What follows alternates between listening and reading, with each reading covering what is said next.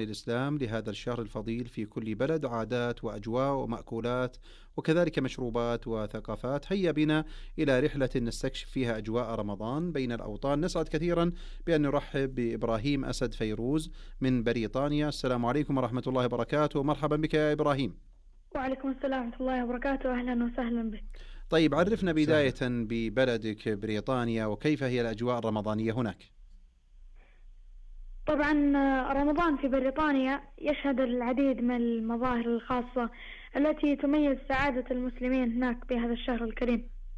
بالرغم من أن المسلمين يشكلون أقلية في المملكة المتحدة، ويحرص على المسلمون في بريطانيا على تهنئة بعضهم البعض بحلول شهر رمضان، وهناك تجمعات اجتماعية في المساجد والمراكز الإسلامية تذكر روح الشهر الفضيل. كما يشهد رمضان في بريطانيا ازديادا في تناول الأطعمة الخاصة بالسحور والإفطار، مثل التمر والحساء والفطاير والوجبات التقليدية مثل المقلوبة والسمبوسة. وهذه الأطعمة طبعا تم أخذها من العادات السعودية، ما شاء الله. فهذا يدل على أثر المملكة العربية السعودية على المسلمين في بريطانيا. وطبعا يريد الناس في بريطانيا المسلمون هناك أن يأتوا ولو بيوم لكي يفطر في السعودية. الله يحييهم. فعندما يأتون ما يكونوا مستوعبين من الكرامة وحسن ضيافتهم بالسعودية، فالكثير منهم يحبون هذه المملكة الغالية السعودية. نسأل الله عز وجل أن يحفظ لنا جميعا خادم الحرمين الشريفين مثل الماب العزيز آل سعود حفظ الله، ولي عهد محمد سلمان حفظ المولى، على كرمهم وجهودهم في تطوير السعودية، وخصوصا في المدينة. في مكة تجد توفر خدمات الزوار من عيادة مجانية وفطور الصائمين، وأيضا كيف يتم تجهيزه وتنظيفه وترتيبه وتصميم الأكياس، وأيضا كيف حتى يرجعون لدولهم مبتسمين وراضين.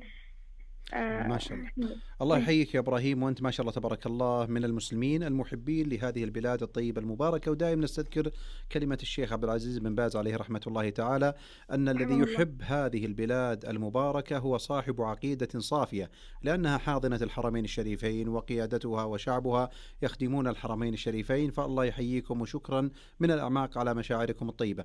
إبراهيم، أنا سمعت معلومة كذا مررت لي أنك من أصحاب الأصوات الندية، فلو تختارنا آيتين تتلوها علينا جزاك الله خير.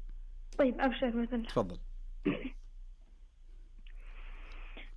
أعوذ بالله من الشيطان الرجيم. بسم الله الرحمن الرحيم.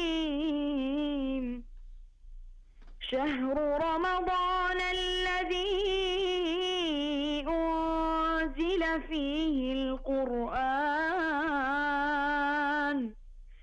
هدى للناس وبينات من الهدى والفرقان، فمن شهد منكم الشهر فليصم، ومن كان مريضا أو على سفر فعدة من أيام أخر، يريد الله بكم اليسر ولا يريد بكم العسر، ولتكملوا العدة ولتكبروا الله على ما هداكم ولعلكم تشكرون.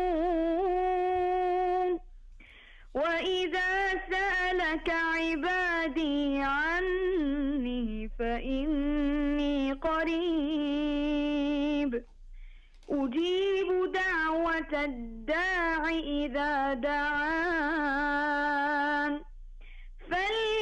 فليستجيبوا لي وليؤمنوا بي لعلهم يرشدون.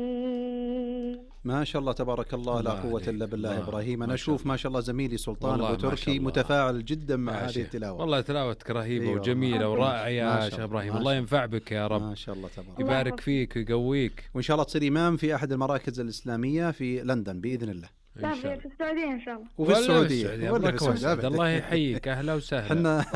ونعم أهل السعودية. الله ما عليك زود. نتشرف فيك يا أخونا في أي بلد، نسأل الله أن ينفع بك إن شاء الله ويكتب الخير على يدك. الله طيب، الله يجعلنا وإياك من أهل القرآن. شكرا لك يا إبراهيم. الله يحفظك يا إبراهيم. في أمان الله.